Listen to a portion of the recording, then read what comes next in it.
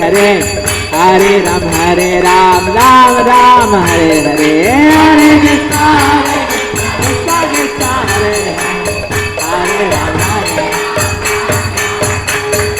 हरे कृष्णा कृष्णा कृष्णा हरे हरे, हरे राम राम राम हरे हरे, हरे कृष्णा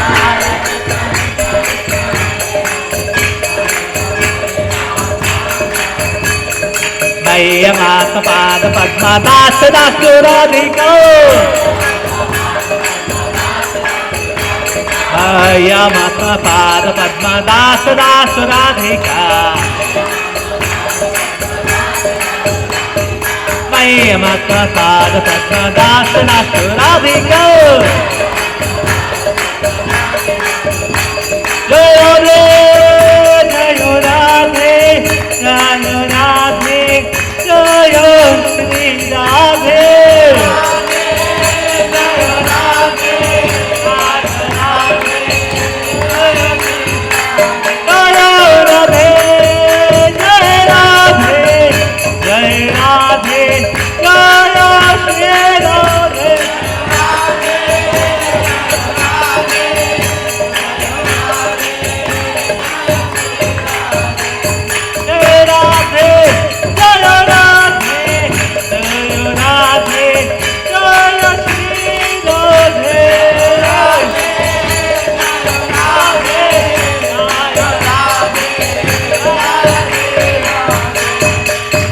जय श्री राधे,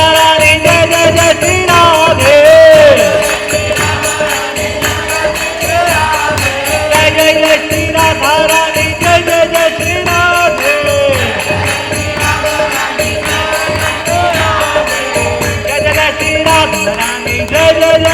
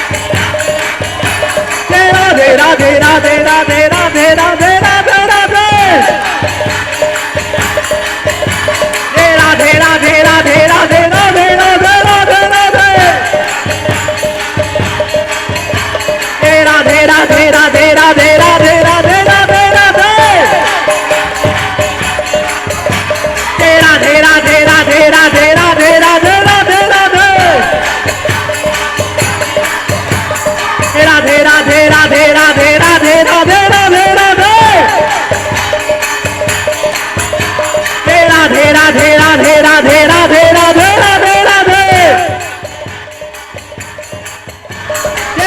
राधे राधे राधे राधे राधे राधे।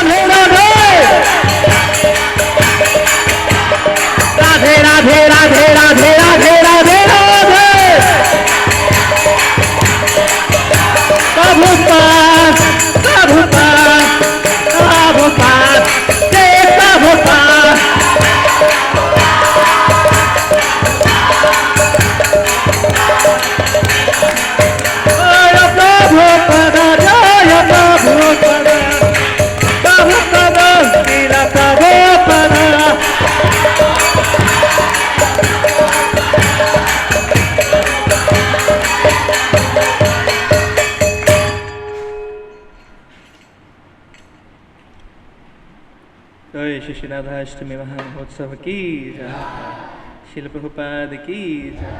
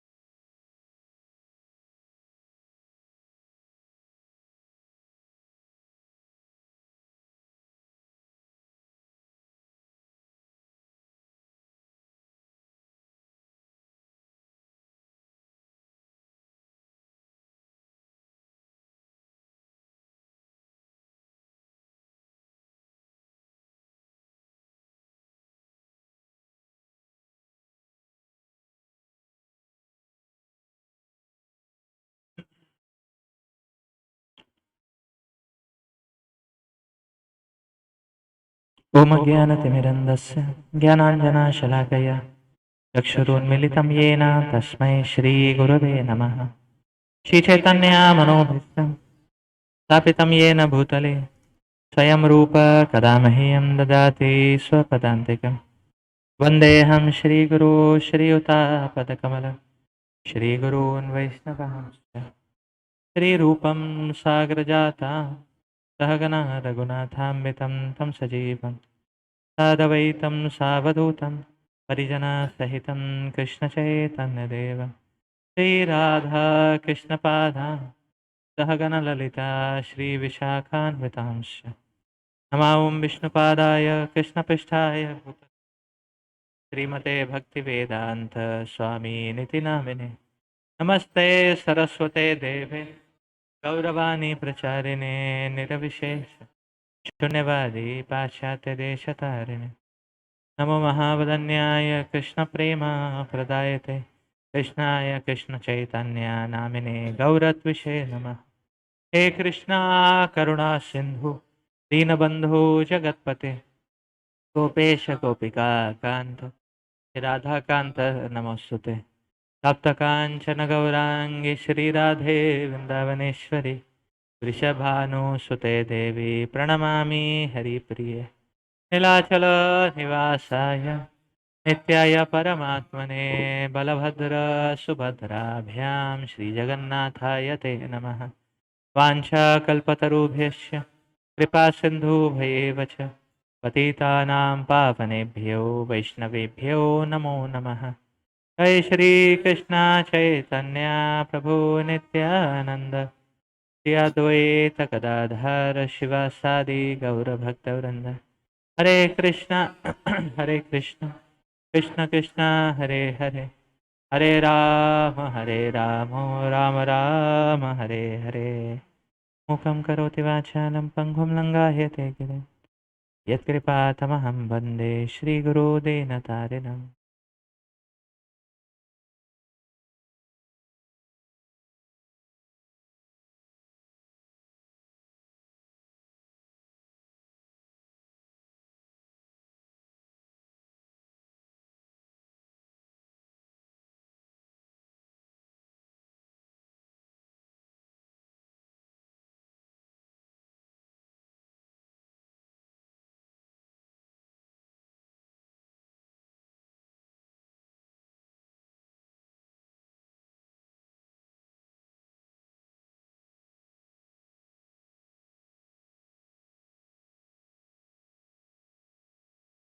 हम चर्चा कर रहे हैं श्री चैतन्य चरितामृत के आदि लीला चतुर्थ अध्याय के श्लोक क्रमांक 60 460।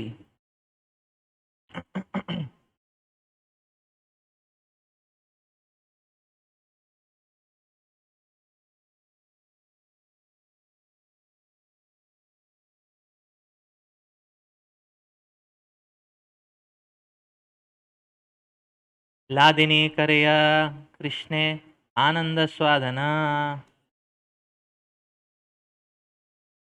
लादिनीर द्वार करे भक्तिर पोषण लादिनीर कर्य कृष्णे आनंद स्वादन लादिनीर द्वार करे भक्तिर पोषण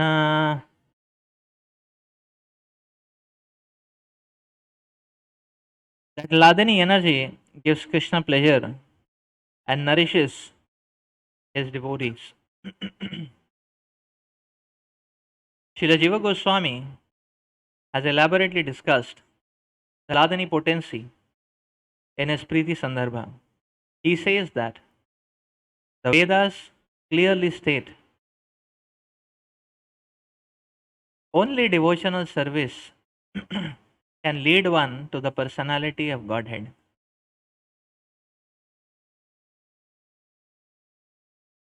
Only devotional service can help a devotee meet the Supreme Lord face to face.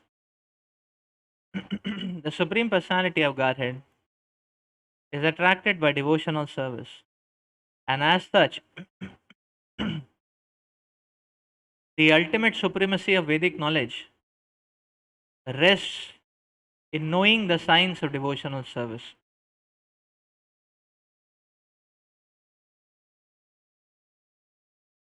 What is the particular attraction that makes the Supreme Lord enthusiastic to accept devotional service? And what is the nature of such service? The Vedic scriptures inform us that the Supreme Personality of Godhead, the Absolute Truth, is self sufficient, and that Maya, nescience, can never influence him at all. Therefore, the potency that overcomes the Supreme must be purely spiritual. Such a potency cannot be anything of the material manifestation. The bliss enjoyed by the Supreme Personality of Godhead cannot be of material composition. Like the impersonalist conception of the bliss of Brahman, devotional service is the reciprocation between two, and therefore it cannot be located simply within one's self. Therefore, the bliss of self realization, Brahmananda, cannot be equated with devotional service.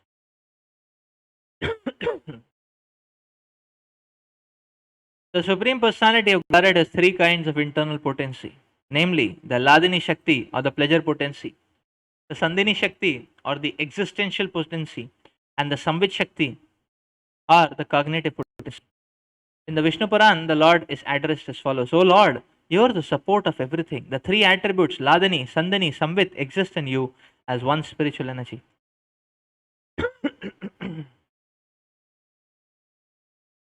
But the material modes which cause happiness, misery, and mixtures of the two do not exist in you. For you have no material qualities. Ladini is the personal manifestation of the blissfulness of the Supreme Personality of Godhead, by which he enjoys pleasure. Because the pleasure potency is permanently present in the Supreme Lord, the theory of the impersonalist that the Lord appears in the material mode of goodness cannot be accepted. The impersonalist conclusion is against the Vedic version that the Lord possesses a transcendental pleasure potency. When the pleasure potency of the Supreme Personality of Godhead is exhibited by His grace in the person of a devotee, that manifestation is called love of God. Love of God is an epithet for the pleasure potency of the Lord. Therefore, devotional service reciprocated between the Lord and his devotee is an exhibition of the transcendental pleasure potency of the Lord. The potency of the Supreme Personality of Godhead that always enriches him with transcendental bliss is not material. But the Shankarites have accepted it as such because they are ignorant of their identity, or they are ignorant of the identity of the Supreme Lord and his pleasure potency. Those ignorant persons cannot understand the distinctions between impersonal spiritual bliss and the variegatedness of the spiritual pleasure potency. The Ladini potency gives the Lord all transcendental pleasure, and the Lord bestows such potency upon his pure devotee.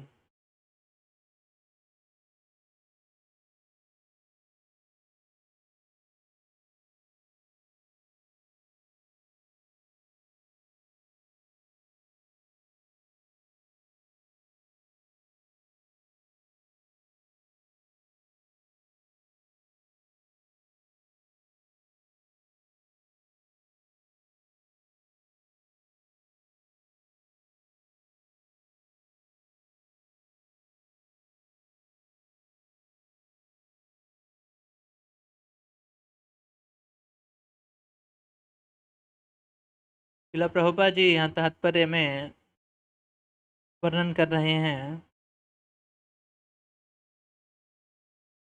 कि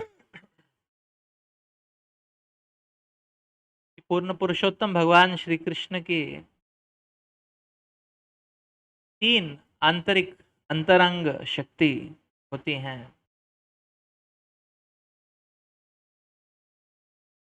पहली शक्ति है लादिनी शक्ति,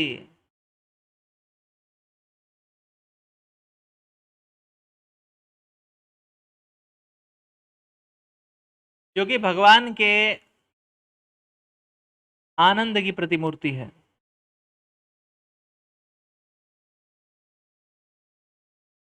दूसरी शक्ति है संदिनी शक्ति,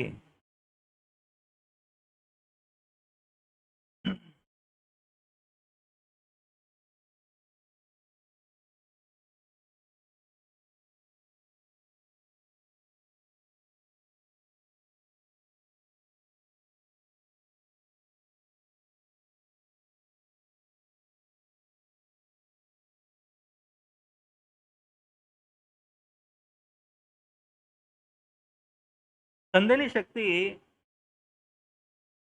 अस्तित्व से जुड़ी हुई है।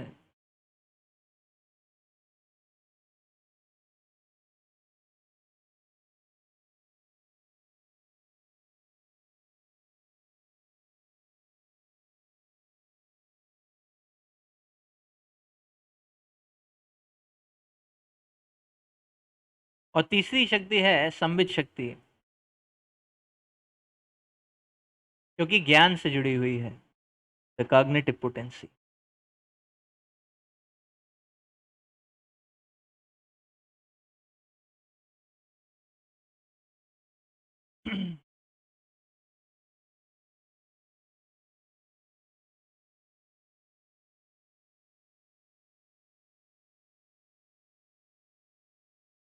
आगे शिला प्रभुपाद जी बताते हैं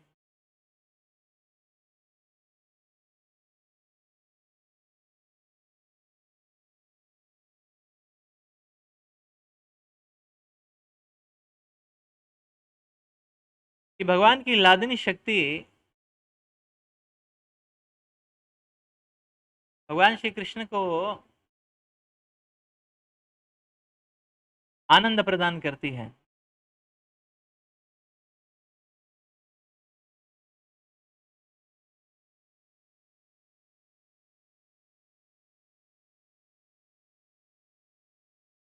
और यही नहीं, यही लादिनी शक्ति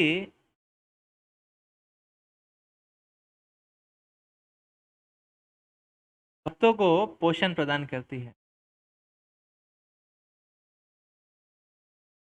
तो प्रभुपाद जी बता रहे हैं भगवान कृष्ण तो आत्मा राम हैं, उनको अपने संतुष्टि के लिए किसी बाह्य वस्तु की आवश्यकता नहीं है।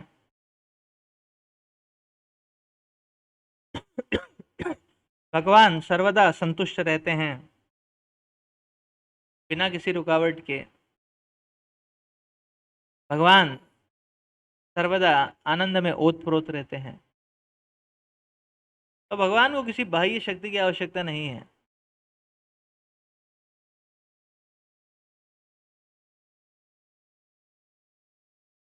इसीलिए भगवान श्री कृष्ण को कोई भी भौतिक वस्तु प्रसन्न नहीं कर सकते।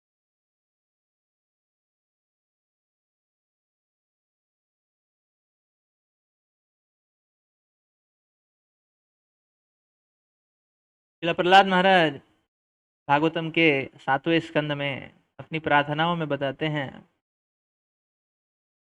मन्ये धनाभिजान रूप तपश्रौत औजस तेजो प्रभाव बल पौरुष बुद्धि योग। श्रील प्रहलाद महाराज बताते हैं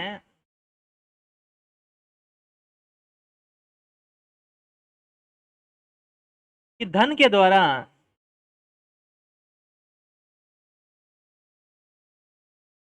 अनेक अनेक अनुयायियों के द्वारा, वह एक प्रभावशाली व्यक्तित्व के द्वारा, तप के द्वारा, तेज के द्वारा, पांडित्य के द्वारा,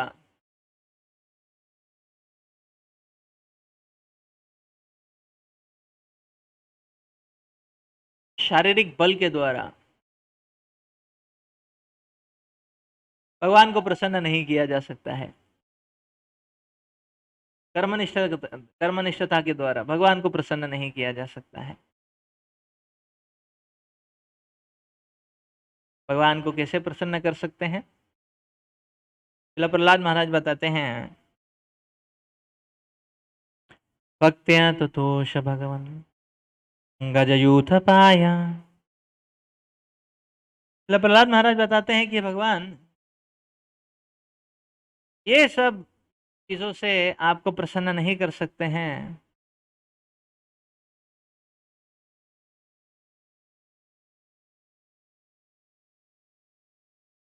आपकी असीमित अनुकंपा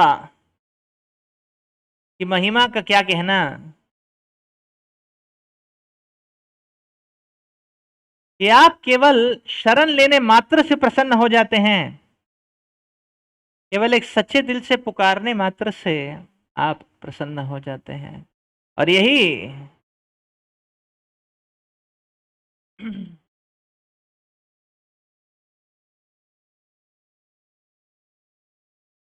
स्वर्गीय हाथियों के राजा महाराज गजेंद्र ने किया।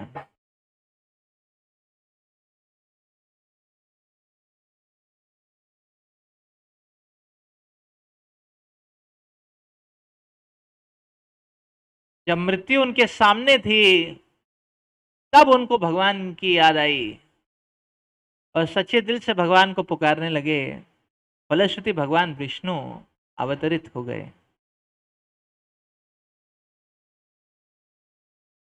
और महाराज गजेंद्र को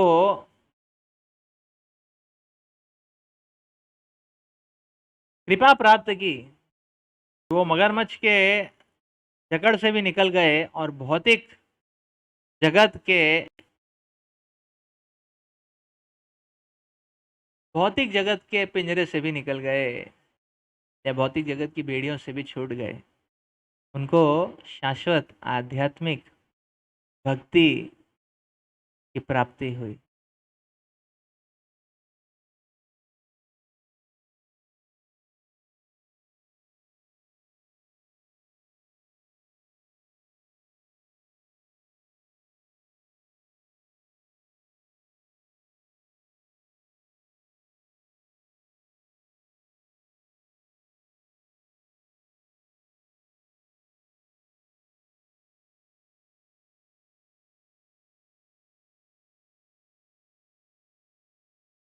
हमारी आच्छादित बुद्धि हमेशा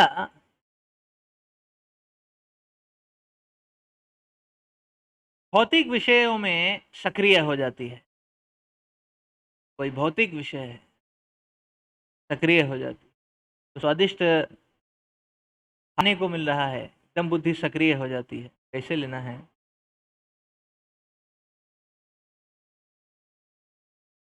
कहीं पे आय की बात आती है,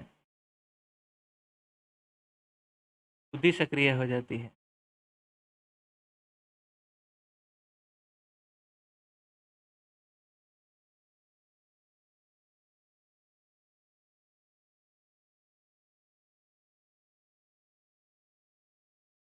फौरन जाने की बात आती है, बुद्धि सक्रिय हो जाती, तुरंत उत्साह की अनुभूति होती है। ऐसा लगता है कि उत्साह की तरंगे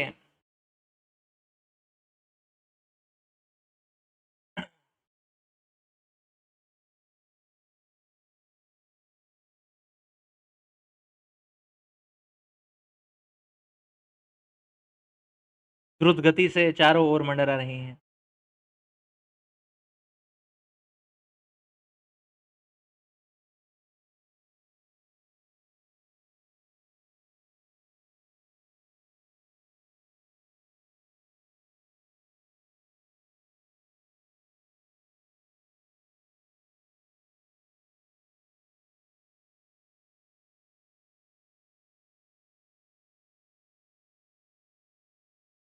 तो ये है वेग, विषय वासना का वेग, जो कि हमको दुर्गति की ओर लेके जाता है।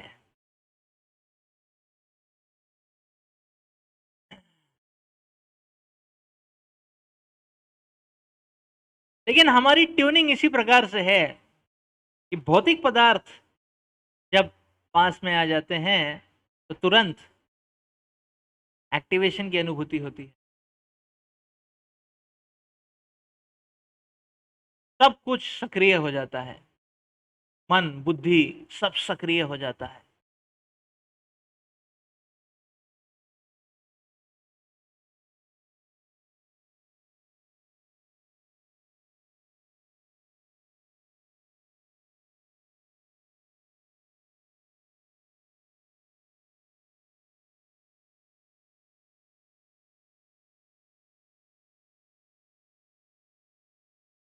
तो यहाँ पे श्रील कृष्णदास कविराज गोस्वामी बता रहे हैं कि भौतिक पदार्थों के किसी परमुटेशन कॉम्बिनेशन से हम भगवान को प्रसन्न नहीं कर सकते हैं, क्योंकि भगवान ये भौतिक पदार्थों से परे हैं।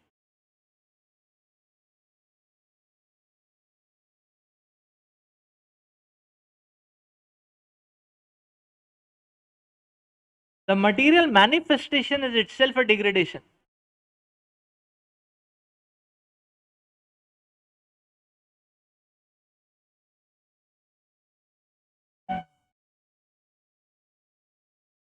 What to say of material variegatedness? Material manifestation itself is a degradation. And material variegatedness are further toppings to aggravate the degraded effect.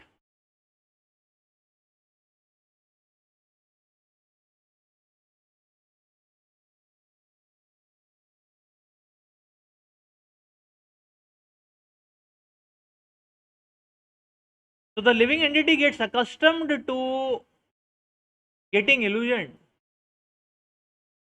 So thus starts a cascading series which has no exit criteria. So he gets illusioned, and then he gets illusioned about being illusioned, and the induction starts. Because all he understands or all what he learns is how to get illusioned. So he gets illusioned, then he gets illusioned about getting illusioned, and then he gets illusioned about getting illusioned. And in this way, a living entity is in a very miserable predicament.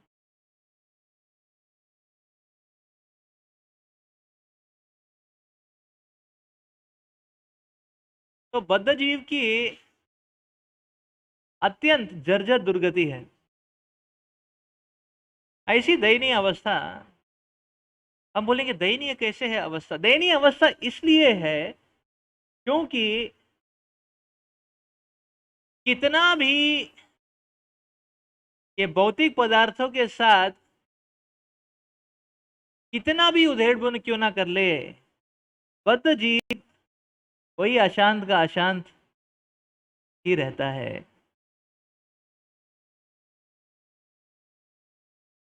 उसकी तड़प, उसकी तृष्णा शांति नहीं होती। इसीलिए भौतिक जगत में ये बात समझ में आनी चाहिए कि भौतिक पदार्थों का कुछ भी मिश्रण हमारे पास हो, लेकिन मन हमेशा शांत रहे, क्योंकि भौतिक पदार्थों में वो है ही नहीं जो हमें चाहिए या जो हमको तृप्त कर सके। क्योंकि हम भगवान के अंश हैं, इसीलिए हम भ्रम में तो पड़ सकते हैं कि भौतिक पदार्थों में स्वाद है, लेकिन वो स्वाद हमको अपील नहीं करेगा। जैसे ये ठीक उसी प्रकार है जिस प्रकार से गैया है, गैया खुशी खुशी भूसा खा लेती है। क्या हम खा सकते हैं भूसा? भूसा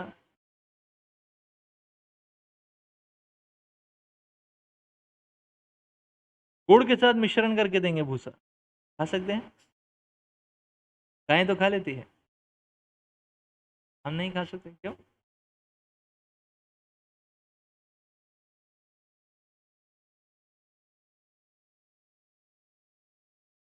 या मीठे पानी के साथ मिश्रण करके देंगे, कुछ भी कर लें, भूसा से हमको स्वाद आने वाला नहीं है।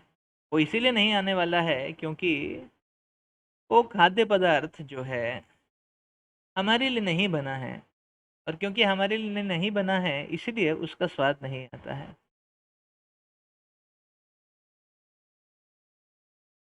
लेकिन पनीर सब्जी का या चाउमीन प्रसाद का स्वाद आता है, तुरंत आता है ना? वो लेकिन वो स्वाद आता है लेकिन टिकता नहीं है। कितना दिन टिकता है अच्छा प्रसाद? नहीं टिकता है, क्योंकि प्रसाद खाने के बाद फिर 2 घंटे में प्रसाद खाने की इच्छा जागृत हो जाती है, फिर 2-3 घंटे में इच्छा जागृत हो जाती है, बहुत ज़्यादा खाएंगे तो फिर 3-4 घंटे में फिर इच्छा जागृत हो जाती है। यानी कि ये जो स्वाद है ये भी हमारे लिए बना नहीं है, तभी तो टिकता नहीं है। जो हमारे लिए बना नहीं है वो टिकता नहीं है।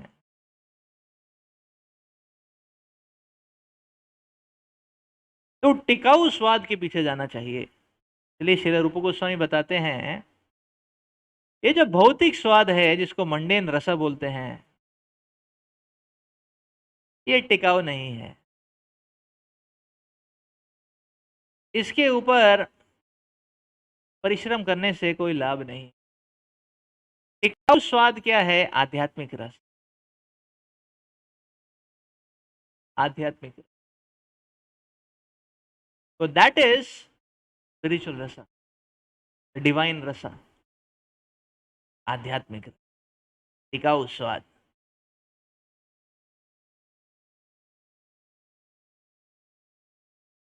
इसलिए हमें यह समझ में आना चाहिए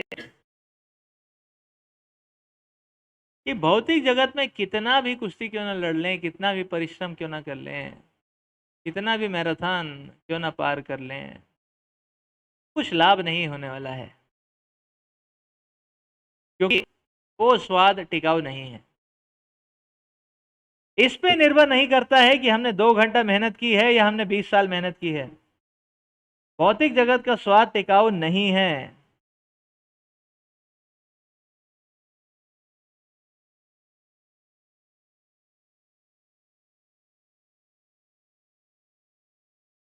20 साल मेहनत करने के बाद भी जो स्वाद आता है वो भी क्षणिक ही रहता है, आता है थोड़ा देर रुकता है चला जाता है, टिकता नहीं है।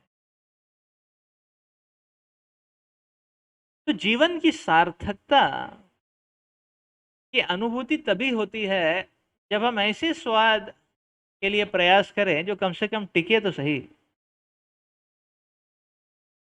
अब लोग सालों साल मेहनत करते रहते हैं ऐसे स्वाद के लिए या ऐसे एंजॉयमेंट के लिए जो टिकता ही नहीं है, तो क्या फायदा है? इसलिए हमको समझना है कि भौतिक पदार्थों में या भौतिक तरंगों में या भौतिक वासनाओं के वशीभूत होके कंट्रोल करने से कोई फायदा नहीं।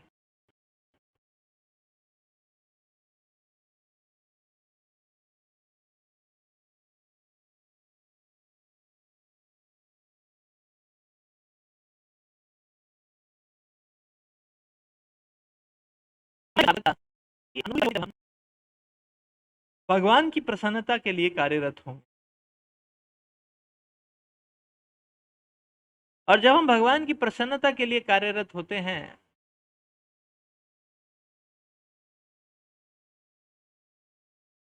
तो हमको ये समझना है कि भौतिक पदार्थों से भगवान प्रसन्न नहीं। इसलिए प्रहलाद महाराज बोल रहे हैं, ऐसा नहीं है कि भगवान पांडित्य से प्रसन्न हो जाएंगे या धन से प्रसन्न हो जाएंगे या प्रभावशाली व्यक्तित्व से प्रसन्न हो जाएंगे या बलशाली व्यक्तित्व से प्रसन्न हो जाएंगे। भगवान ऐसे प्रसन्न नहीं होते हैं। भगवान किससे प्रसन्न होते हैं? भगवान प्रसन्न होते हैं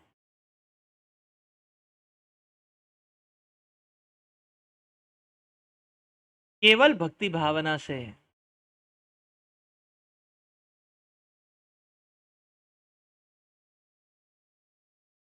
और ये भक्ति की भावना भगवान की लादनी शक्ति है।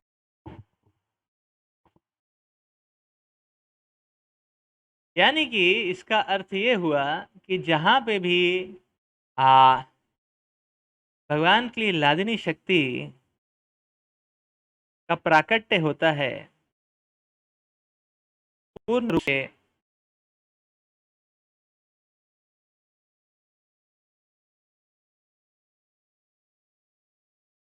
या अल्प रूप से, जहां पे भी भगवान की लादनी शक्ति का प्राकट्य होता है वहीं भगवान प्रसन्न होते हैं। या जिस कार्य में भगवान की लादनी शक्ति का प्राकट्य होता है उसी कार्य से भगवान प्रसन्न होते हैं, अन्यथा भगवान प्रसन्न नहीं होते हैं। तो लादनी शक्ति के बिना भगवान कभी प्रसन्न नहीं होते। और इसीलिए ये भगवान की लादनी शक्ति जो है वो भक्ति का प्रतिमूर्ति है। भक्ति शक्ति, लादनी शक्ति, आनंद शक्ति एक ही है।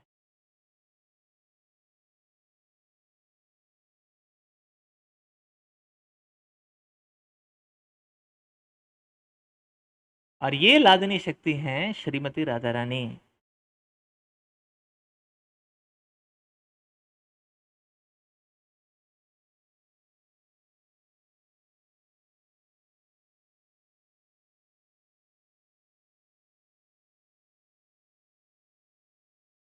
ये लादनी शक्ति हैं श्रीमती राधा रानी।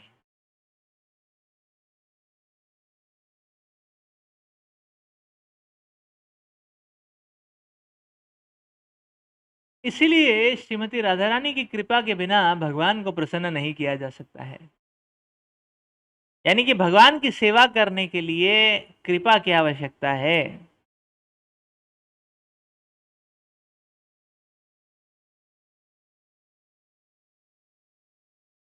की सेवा करने के लिए कृपा की आवश्यकता है, उसके बिना भगवान की सेवा नहीं होती है।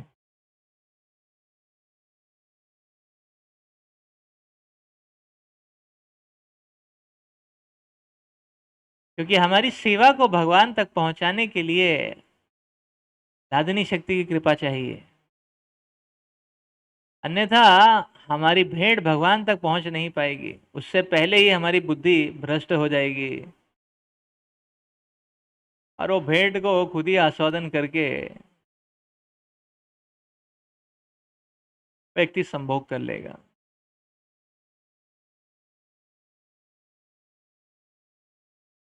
इसलिए भक्ति का एक पर्यायवाची अर्थ होता है शरणागति। भक्ति शरणागति का विज्ञान है।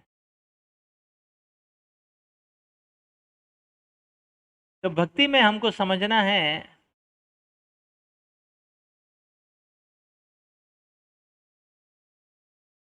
कि ऑन द फ्रंटियर्स ऑफ भक्ति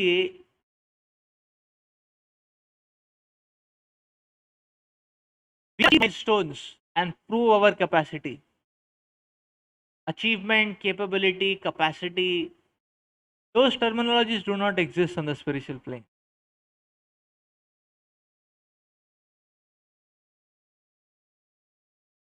हमको समझना है that every moment we are dependent on the mercy of the Ladini potency.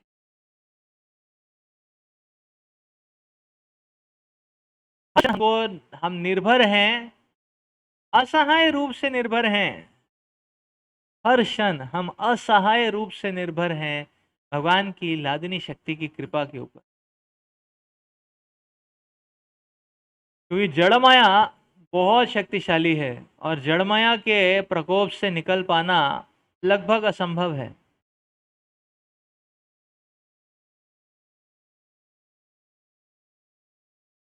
तो इसीलिए एक भक्त जो है वो भगवान के लादनी शक्ति के प्रति पूर्ण रूप से आश्रित होता है, निर्भर होता है। क्योंकि यदि भगवान की लादनी शक्ति की कृपा नहीं रहेगी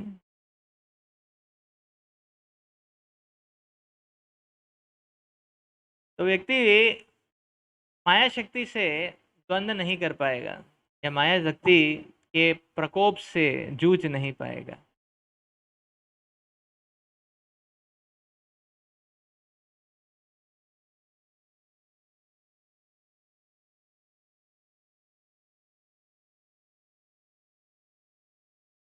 तो भक्ति ज्ञान शरणागति का ज्ञान है। इसीलिए भक्ति में सबसे महत्वपूर्ण है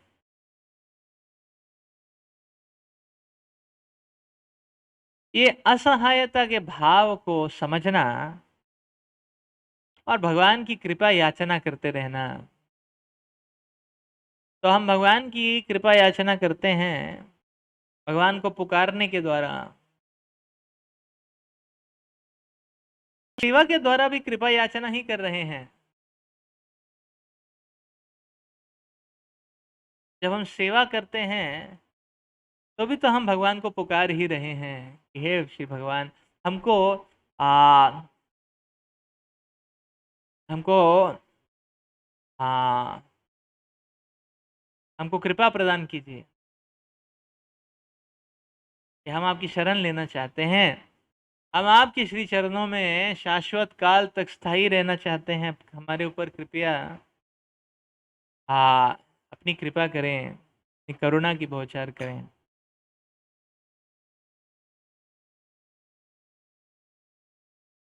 तो शरणागति, तो अब प्रश्न ये उठता है कि भगवान की सेवा में तो भौतिक पदार्थों का भी इस्तेमाल किया जाता है, फिर ये भौतिक पदार्थों के प्रति इस प्रकार से अब मुंह कैसे मोड़ लें, या भौतिक पदार्थों के प्रति मुंह मोड़ना ठीक है कि नहीं।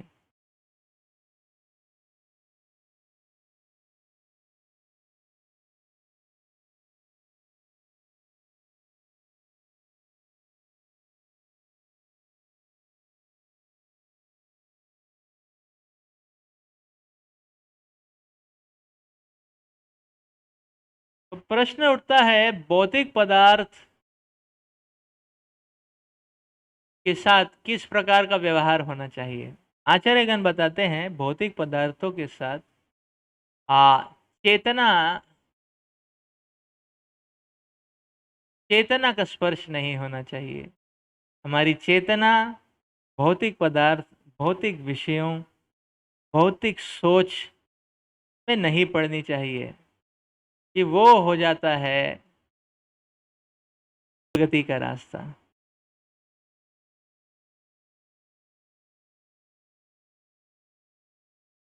चेतना व्यस्त रहनी चाहिए भगवान की सेवा,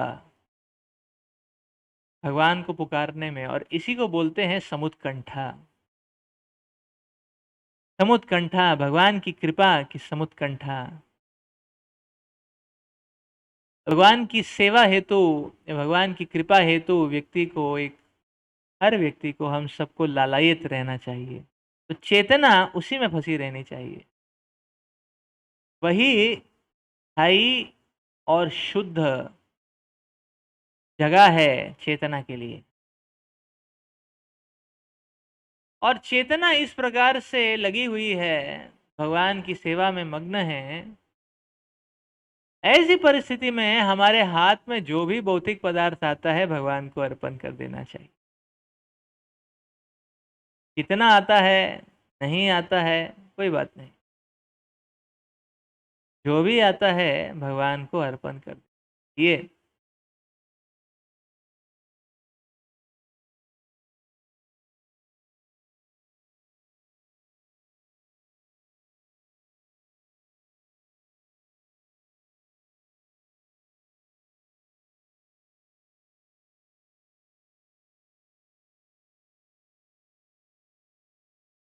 भौतिक पदार्थों के पीछे भागने में भगवान के प्रति रुचि ही न उड़ जाए, इसीलिए भौतिक पदार्थों के पीछे भागना विष खाने के समान है।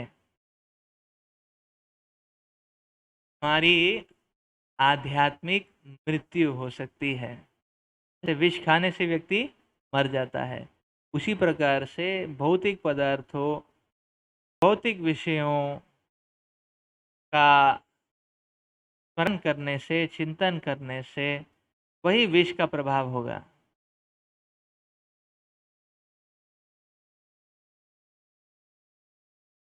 तो भगवान की सेवा करना जटिल नहीं है, लेकिन जो व्यक्ति भौतिक आसक्तियों में फंसा है, वो बंधा हुआ है, इसीलिए वो भगवान की सेवा नहीं कर सकता है, क्योंकि वो अपना बंधा हुआ है आसक्तियों के अंदर, उसके पास इसीलिए स्पेस नहीं है।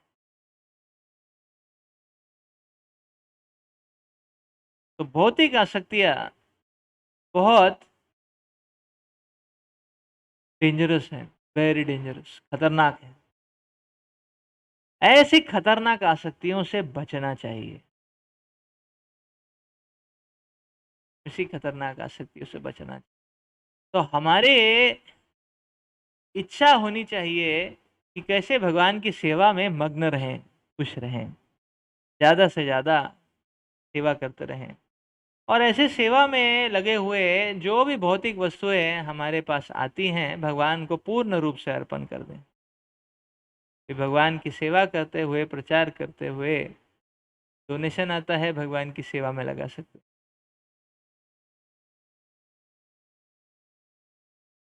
आइडिया आता है, भगवान की सेवा में लगा सकते हैं। कुछ नहीं आता है, कोई नहीं, फिर भी सेवा में लगे रह सकते हैं।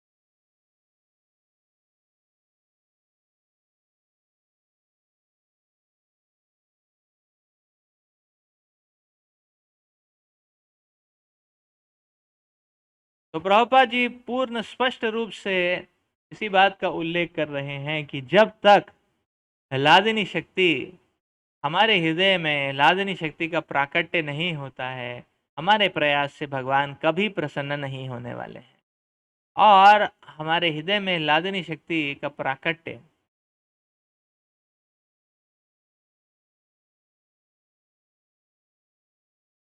हमारी शक्ति से नहीं होने वाला है। श्रीमती रानी स्वराट हैं, हमारी शक्ति से वो नहीं सुनने वाली हैं।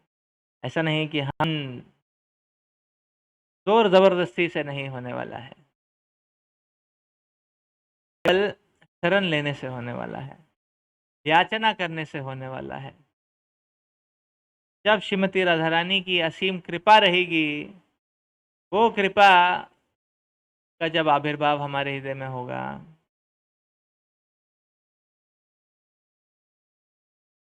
तभी हम देखेंगे हमारे प्रयास से भगवान श्री कृष्ण प्रसन्न हो पाएंगे, या हमारे प्रयास भगवान श्री कृष्ण तक पहुंच पाएंगे। इसीलिए शरणागति लेना बहुत आवश्यक है। और श्रीमती राधा रानी यानी कि लादिनी शक्ति हमारे जीवन में आती हैं गुरु परंपरा के रूप में, आचार्यगण के रूप।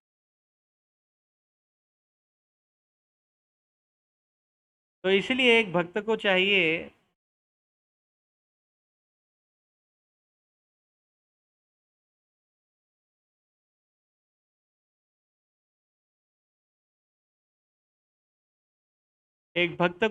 श्रीमती राधा रानी में अपने गुरु को देखने, आचार्यगण को देखना,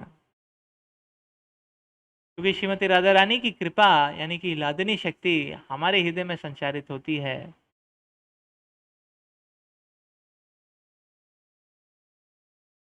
गुरु के द्वारा, वर्तमान आचार्यगण के द्वारा।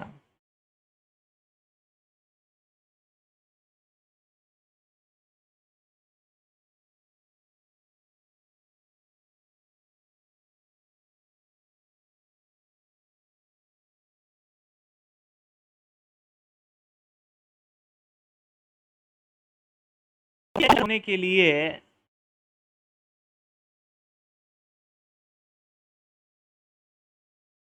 ये भौतिक गतिविधियों पे ब्रेक मारना आवश्यक है।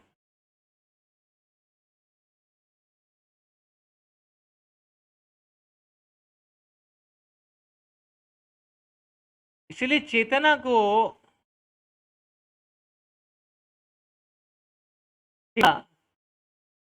आध्यात्मिक श्रवण उसमें लगाना चाहिए।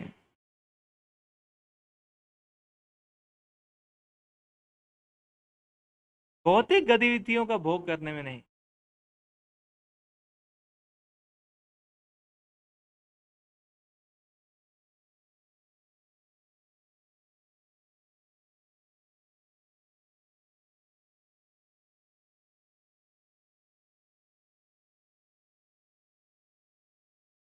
तो आज के राधाष्टमी के इस पावन दिन, इस पावन दिवस पे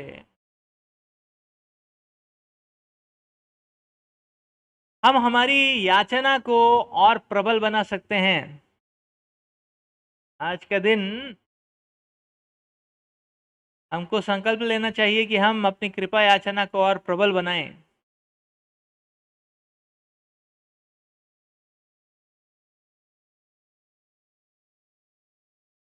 With determination, boycott the material hooks and attachments. दृढ़ता के साथ भौतिक आसक्तियों से बच के भागें या दूर रहें भौतिक आसक्ति।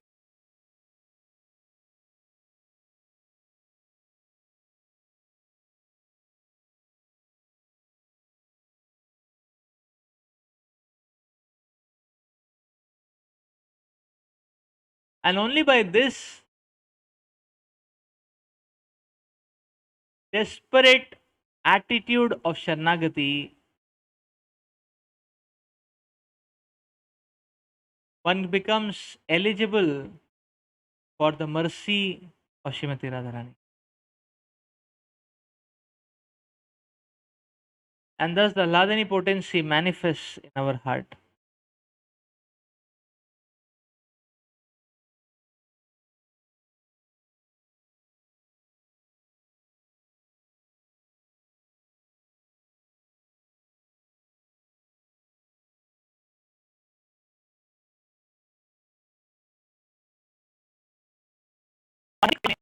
ये भगवान की प्रसन्नता के लिए जितना हम प्रयास करेंगे,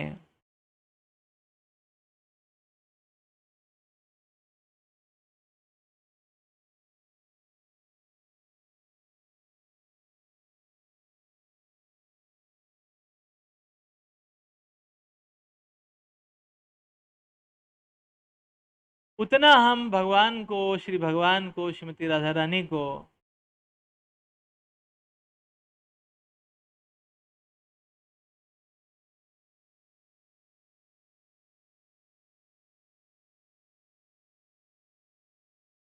हमारे हृदय की जो सिंसियरिटी है वो दिखा पाएंगे।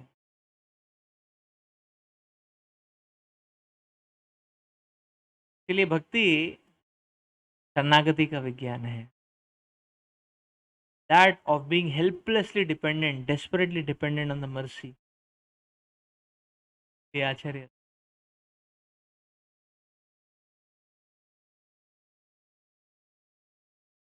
And the Sharanagati is the sum and substance of the process of bhakti.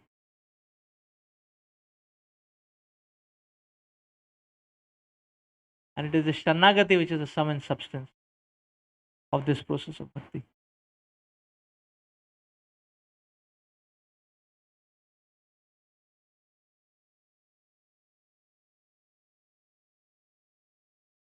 जय श्री राधाष्टमी महामहोत्सव की जय, श्री राधा रानी की जय, चैतन्य चरितामृत की जय, कृष्णदास कविराज गोस्वामी पाद की जय। हरि बोल।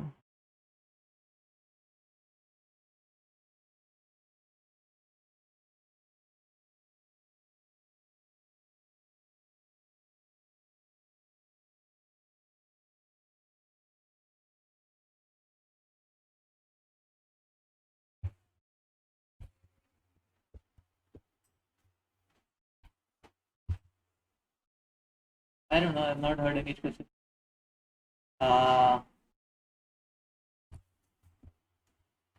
What we understand is, so if there is no specific mention about any such difference, uh, by default it is understood to be successive. That's the default understanding, unless it is specifically mentioned by the Acharya somewhere. I have not come across any such mention. So, I have not come across any such mention.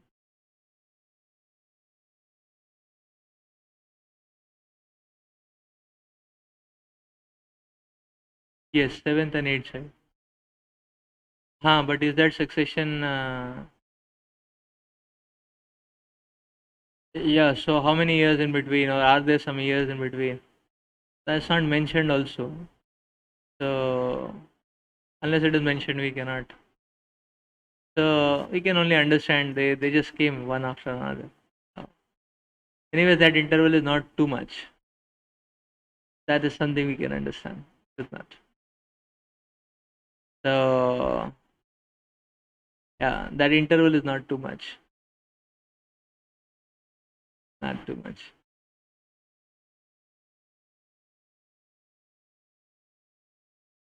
Okay, Haribol. So in some time, so we can make arrangements for Abhishek, and then we'll start Abhishek as soon as the arrangements are ready. So devotees who are engaged in Abhishek service arrangement can proceed. Others can chant, and we'll wait for the Abhishek to start. We'll have a small Abhishek. Kirtan.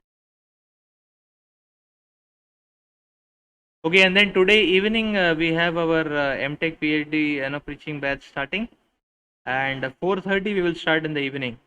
So best is 1:30 only. All the group leads can go leave and meet everyone and tell them 4 o'clock we'll leave. We'll gather here, and then maybe 3:30 or 3:40 start gathering them. 3:30 start gathering them, and then come in parts. Yes. So.